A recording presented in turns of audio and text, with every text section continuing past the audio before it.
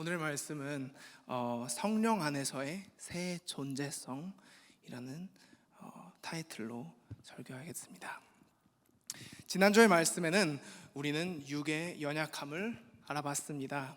죄로 인해서 타락한 육을 가진 자로 살아가면서 우리가 죄 앞에서 얼마나 힘이 없고 연약한지, 또는 그것을 이기는 마음의 법, 성령에 대해서도 알아봤습니다.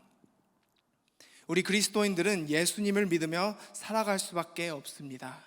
왜냐하면 예수님이 우리의 연약함을 강함으로 바꾸시고 약함에 대한 무지함을 깨닫게 해주시기 때문이죠.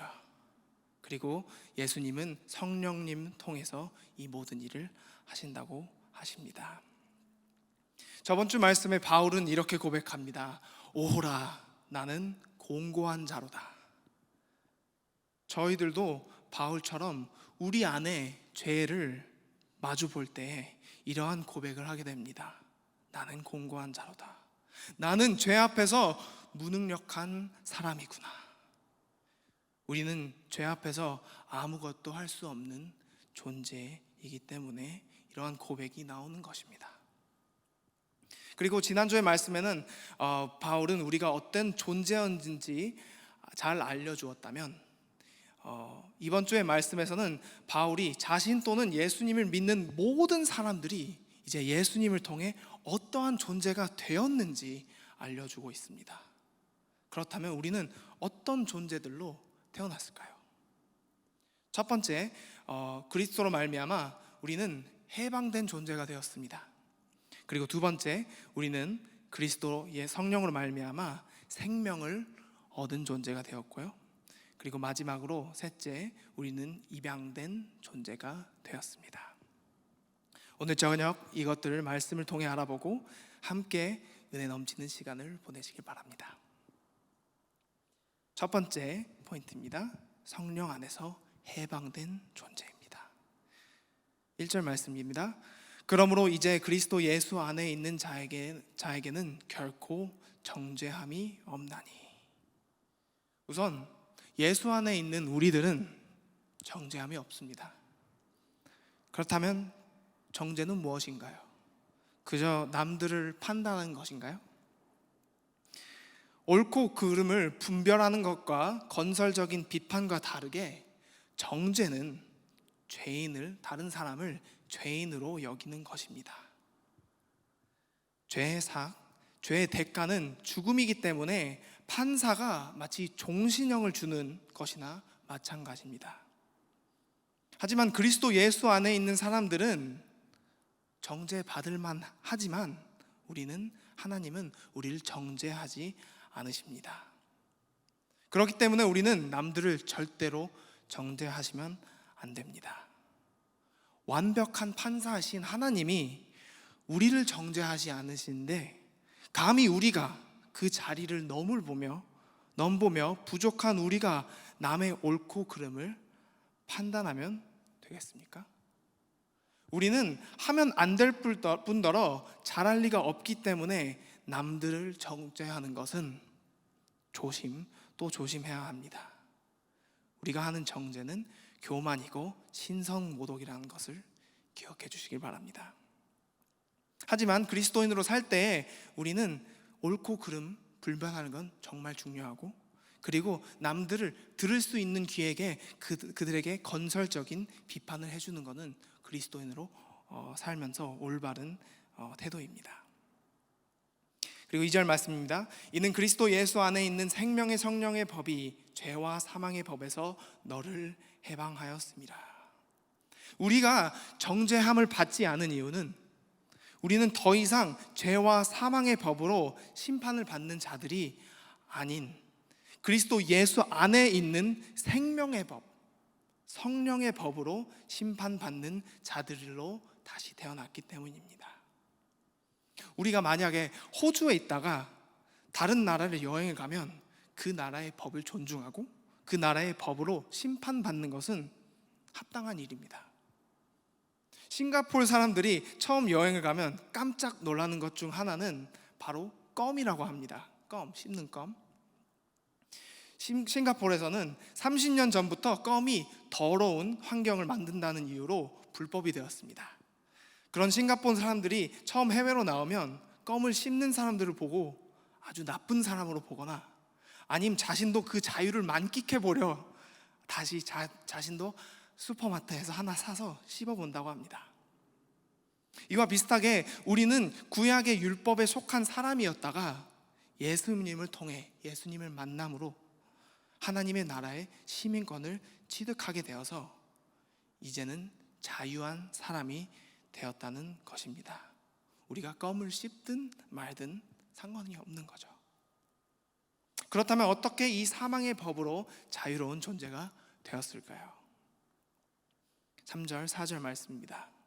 율법이 육신으로 말미암아 연약하여 할 수 없는 그것을 하나님은 하시나니 곧 죄로 말미암아 자기 아들을 죄 있는 육신의 모양으로 보내어 육신의 죄를 정하사 육신을 따르지 않고 그 영에 따라 행하는 우리에게 율법의 요구가 이루어지게 하려 하심이니라. 우리는 예수님을 통해서 이 사망의 법에서 자유로워졌습니다. 아담 한 사람이, 태초에 아담 한 사람이 남으로부터 죄를 드리고 인류에게 죄를 드리고 그로 말미암아 온 인류가 연약한 죄의 몸을 가지고 살아가고 그리고 막지 못할 심판을 받았으며 하나님 아들인 예수님이 그 연약한 육신의 모양으로 내려오셔서 나무에서 못 박히고 우리가 막지 못할 심판을 받고 그 율법의 요구, 즉 죄의 대가를 갚으시고 온 인류가 그로 인해 새로운 삶, 다른 삶, 생명의 삶을 살 수 있도록 하셨습니다. 이게 바로 복음입니다. 그리고 이 예수님이 이 모든 일을 하셨을 때 그냥 모두를 생각 없이 구원하신 것이 아닙니다. 그냥 아무나 구원받아라 하고 받은 게 아닙니다. 막 무작위로 구원을 하시지도 않으셨습니다. 구원은 아무 사람이나 모든 사람을 향한 것이 아니라는 말씀입니다. anybody도 everybody도 아닌 하나님의 주권적인 일입니다. 2절 마지막을 보시면 이렇게 나와 있습니다. 죄와 사망의 법에서 너를 해방하였습니다. 죄와 사망의 법에서 여러분을 그리고 저 한 사람을 선택하시고 그것을 주권적으로 우리를 받아들이시고 구원하신 것입니다. 하나님이 우리를 보실 때 각기 다른 연약함과 그 연약함을 보시고 그 연약함에 맞서 싸울 수 없는 힘이 없는 것을 보시고 예수님을 통해 우리 한 사람 한 사람에게 보내주셨다는 얘기입니다. 하나님은 우리와 개인적인 이런 친밀적인 관계를 맺고 싶어 하시는 분이시라는 것을 믿으시길 바랍니다. 그리고 두 번째 포인트, 우리는 성령으로 생명을 얻은 존재입니다. 5절 6절 말씀입니다. 육신을 따르는 자의 육신의 일을 영을 따르는 자는 영의 일을 생각하나니 육신의 생각은 사망이요 영의 생각은 생명과 평안이니라. 여러분들은 이번 주 한 주간 동안 아니면 오늘 하루 동안 무슨 생각을 하시고 계신지, 무슨 생각을 하시는지 알고 계신가요? 모든 생각들, 수많은 생각들 가운데서 우리는 어떤 생각들을 하고 있는 것을 우리가 생각을 하는 것에 대해서 생각을 하신 적이 있으신가요? 혹시 여러분은 영의 생각 말고 육신의 생각, 육신의 일을 생각하십니까? 교회 와서도 예배 끝나고 무엇을 할지 생각하고 그리고 내일 장 볼지 뭐를 볼지 다음 주에 누구 오는데 어떻게 준비할지 그런 생각을 하시지 않습니까? 그리스도인들은 날마다 매일매일, 주일뿐만 아니라 매일매일 하나님의 일을, 하나님의 영광을, 하나님의 나라를 위해 생각해야 하지만 우리는 오히려 육신의 일을 더 생각하고 있습니다. 그래서 그리스도인들에게는 자기 성찰이 정말로 중요합니다. 우리 시편 139편 말씀 보시면 이렇게 나와 있습니다. 하나님이여 나를 살피사 내 마음을 아시며 나를 시험하사 내 뜻을 아옵소서. 내게 무슨 악한 행위가 있나 보시고 나를 영원한 길로 인도하소서. 우리는 하나님과 대화, 바로 기도를 통해 우리가 어떤 생각을 하는지, 어떤 방향성으로 나아가고 있는지 자기 성찰을 매일매일 해야 합니다. 한번 생각해 보십시오. 내가 자주 생각하는 것들 중에 어떠한 생각이 영의 일이고 어떠한 생각이 육신의 일인지 생각해 보시면 깜짝 놀라실 것입니다. 저 또한 이런 생각이 들기 때문이죠. 우리는 하나님의 사람이라고 하면서 아직도 우리의 생각의 상당 부분은 이 육신의 일을 생각하고 있습니다. 그래서 우리는 평안할 수가 없는 것입니다. 허구한 날 사망의 생각을, 사망에 이르는 생각들을 하고 있으니 어떻게 우리가 그리스도인들로서 평안하겠습니까?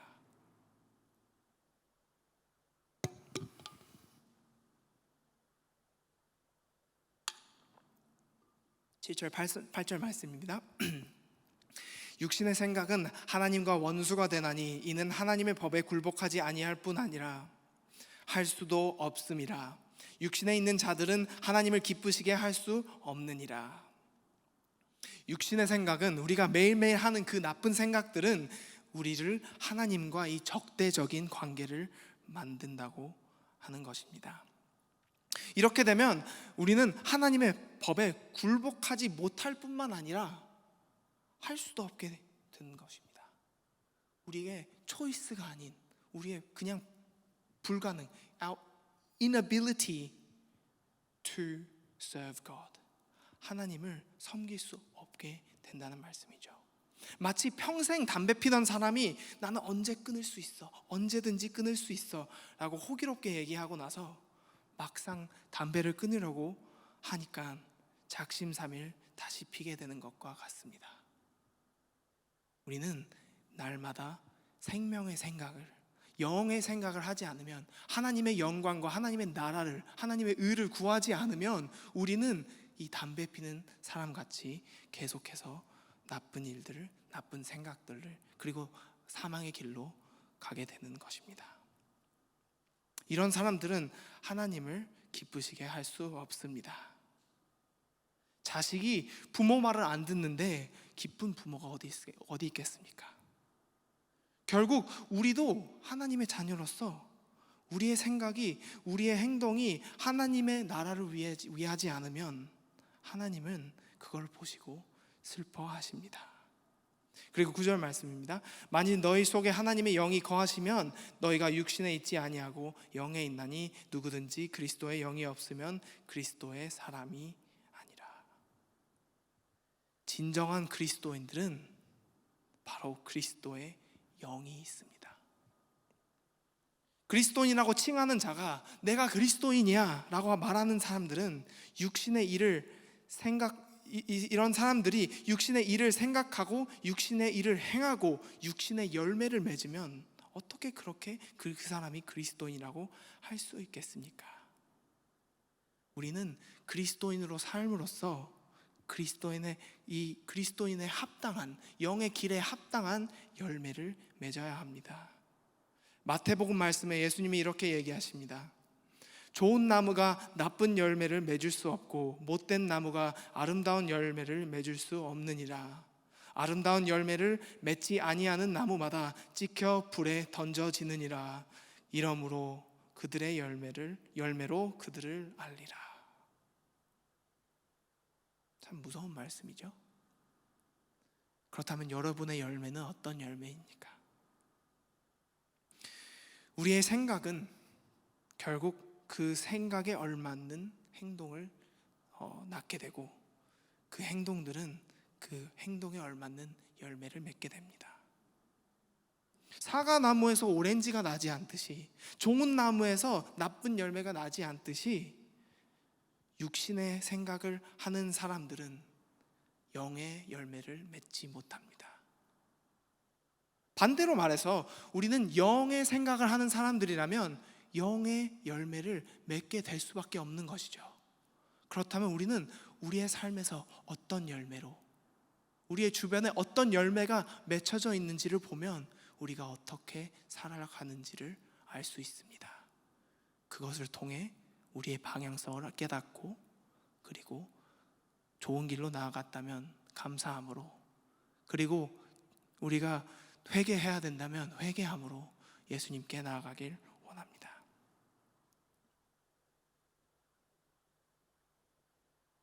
10절 11절 말씀입니다.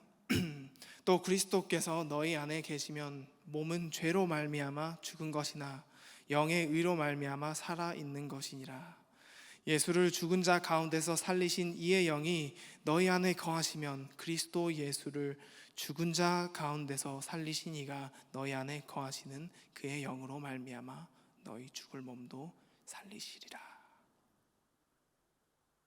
우리는 그리스도가 우리 안에 내주하심으로 인해서 비록 우리의 몸은 연약한 몸이고 죄의 몸이고 죽을 몸이지만, 이미 죽었지만, 죄로 말미암아 이미 죽은 몸이지만 우리는 영의 의로 말미암아 살아있는 것입니다. 그리스도의 영이 우리를 의롭게 함으로써 우리는 정죄함도 사망도 없는 것입니다. 예수님을 죽은 자 가운데서 살리신 그 영이, 같은 그 성령의 힘으로 우리는 지금 당장 살고 있는 것입니다. 그럼으로써 우리는 연약한 몸을 가지고 있지만 우리는 하나님의 의와 하나님의 나라를 위해서 살아갈 수 있게 되는 것이죠. 뿐만 아니라 예수님을 사흘 만에 부활시키는 성령의 힘으로 살아가기 때문에 우리의 죄성이 가득한 이 몸도 언젠간 거룩한 몸으로 부활시키시겠다는 그런 약속이기도 합니다. 이것 때문에 우리는 지금도, 그리고 예수님이 다시 오실 그날에도 기뻐할 수 있게 되는 것입니다. 새 생명을 얻는 존재로 우리들은 재탄생하게 되는 것이죠. 그리고 마지막 포인트, 세 번째, 우리는 성령으로 입양된 존재입니다. 12절 13절 말씀입니다. 그러므로 형제들아, 우리가 빚진 자로 돼 육신에게 져서 육신대로 살 것이 아니니라. 너희가 육신대로 살면 반드시 죽을 것이로되 영으로서 몸의 행실을 죽이면 살리니. 우리는 이제 모두 빚진 자가 되었습니다. 다른 말로 종이 되었다는 것이죠. 돈에 빚이 있는 사람들은 그것을 다 갚을 때까지 돈의 노예로 살게 되는 것이죠. 이렇듯이 우리는 예수님께 생명의 빛을 줬습니다. 그러므로 우리는 영으로서 몸의 생각과 행실을 죽여야 합니다. 그리고 날마다 영의 생각, 영의 행동들을 하고 살아야 합니다. 왜냐하면 우리에게 새 주인이 생긴 것이기 때문이죠. 이전에는 우리는 죄의 노예로 살다가 지금은 예수님의 의로 말미암아 예수님의 노예가 된 것입니다. 하지만 이보다 더 놀라운 말씀이 있습니다.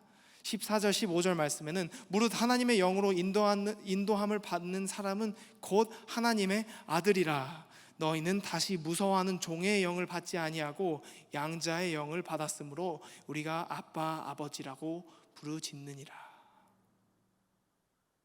우리가 생명의 빛을 진 자들인데 예수님을 그저 주인으로 섬겨야 할 마땅한 사람들이지만 하나님은 오히려 종의 영을 주시지 아니하시고 오히려 양자의 영을 주셨다 합니다. 이 종과 이 양자의 신분 차이는 어마어마하지 않습니까? 종은 어떤 존재입니까? 종은 주인을 두려워하면서 날마다 두려워함으로 산 사람들입니다. 종은 늘상 주인의 눈치를 보고 늘상 내가 일을 잘못할까봐, 내가 무언가를 까먹었을까봐, 그냥 주인이 그냥 기분이 안 좋을까봐 항상 불안함 속에서 살아야 합니다. 그리스도인들 중에서 이렇게 사는 사람들 정말 많이 봤습니다. 오늘 기도 충분히 못해서, 이번 주 성경을 읽어야 되는데 그 성경 할당량을 못 채워서, 그리고 나쁜 일이 생기면 내가 부족해서 하나님이 나에게 이런 벌을 주시는구나 하면서 날마다 자책을 하고 날마다 하나님을 향해서 두려운 마음으로 살아가죠. 그리고 그 두려움과 불안함 밖에 없는 신앙생활을 하는 사람들은 결국 지쳐서 떨어질 수 있게 되는 것입니다.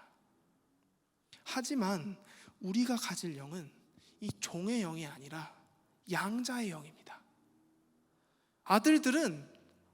양자들은 벌벌 떨지 않아도 됩니다. 탕자가 돌아왔을 때 벌벌 떨었습니까? 네, 떨었죠. 왜? 자신은 종의 영으로 들어갔기 때문이죠. 하지만 탕자가 벌벌 떨지 않아도 될 이유는 탕자는 아들이기 때문입니다.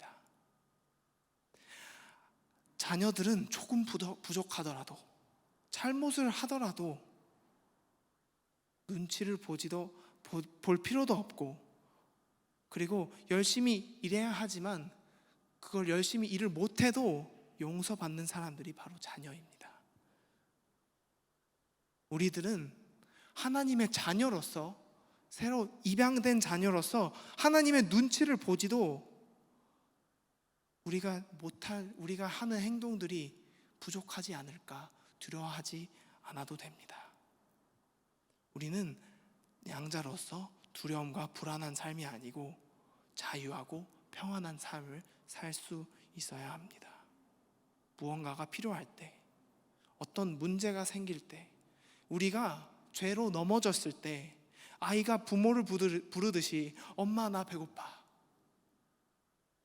아빠 나 용돈 필요해, 아빠 뭐가 고장났어 도와줘 라고 이렇게 아이가 부모를 부르듯이 우리도 하나님을 아빠 아버지라고 부르실 수 있습니다. 그것이 우리의 관계입니다. 그저 지극히 높으신 하나님의 관계가 아닌 부모와 자식의 관계라고 말씀드리고 있습니다. 하늘아버지 도와주세요. 하나님 너무 힘들어요. 너무 힘들어서 말할 힘조차도 없을 때 우리는 그저 생각만 하면 그 모든 생각들을, 모든 음성들을 하나님은 듣고 계십니다.